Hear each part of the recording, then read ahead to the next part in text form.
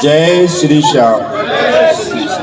खाटू नरेश की, श्याम प्यारे की, हारे के सहारे की, तीन बाण धारी की। जय श्री श्याम।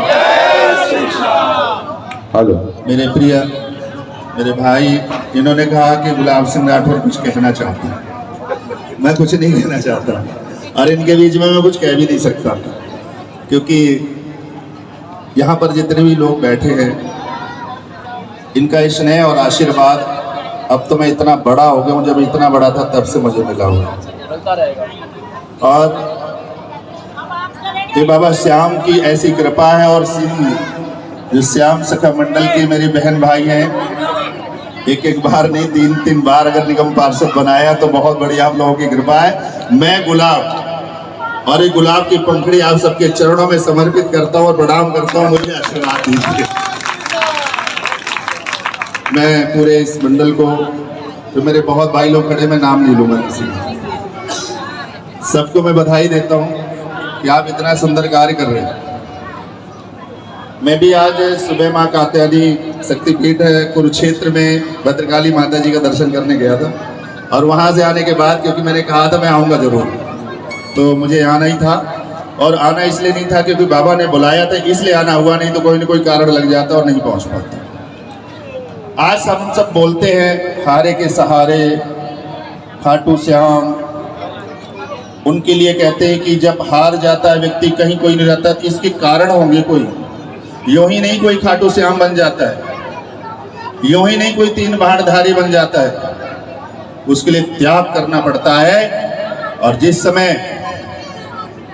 भीष्म पितामह के पुत्र घटोत्कच के पुत्र बाबा बर्बरीक ने महाभारत के युद्ध में जाने का संकल्प लिया, उनकी माता ने आशीर्वाद दिया, 3 बाण के साथ जब चले तो जाओ बेटा, लेकिन एक ध्यान रखना, हमेशा हारे का सहारा बनना।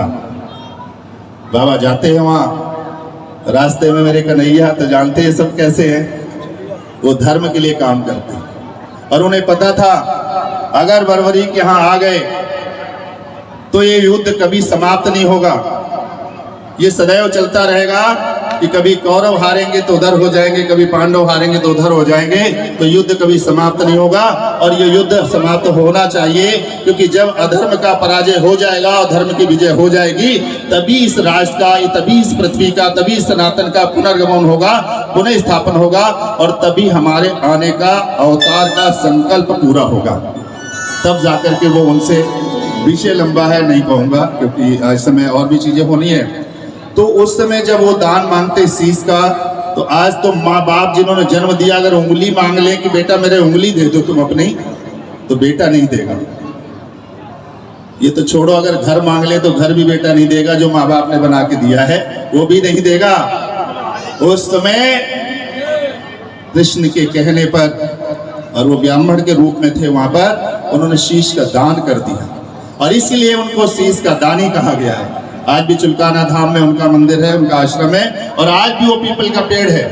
कोई भी ऐसा पत्ता नहीं होगा जो अभी भी उसमें छेद ना हो, कभी जाके दर्शन कीजिएगा, क्योंकि उन्होंने एक बाण से पूरे पीपल के पत्ते को बींद दिया था, और कृष्ण ने एक पत्ते को अपने पैर के नीचे दबा लिया था, छुपा लिया था कि देखे कैसे तुम्हारी शक्ति है। उसको भी जब उन्होंने बींदा तो बोला हाँ तुम शक्तिवान तो हो, योद्धा तो हो, और योद्धा हो तो दानी जरूर होगे, और दानी हो तो मुझे शीश का दान दे दीजिए।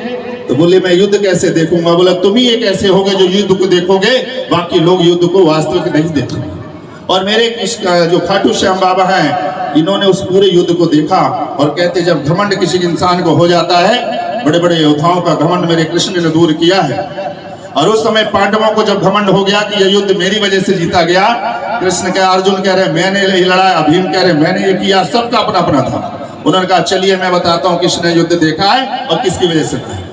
उस समय शीश ने वहां पर बोला, बर्बरीक ने, कि ये सब जितने लोग खड़े हैं ना, इनका कोई योगदान नहीं। उस समय सुदर्शन चक्र एक तरफ से शीश उड़ा रहा था, और काली खप्पर भर भर के लहू पी रही थी, और ये सब पांडव कायर बने घूम रहे थे, अपनी जान बचाते घूम रहे थे। ये मैंने देखा है। और जब ये सुनने के बाद पांडवों का घमंड चूर हुआ वहां से, और उस समय मेरे कृष्ण ने इनको वरदान दिया कि बर्बरीक जाइए, आज के बाद जो तुम्हारा दर्शन करेगा वो मेरी कृपा पाएगा, मेरा दर्शन पाएगा। तब से मेरे बाबा खाटू नरेश हो गए।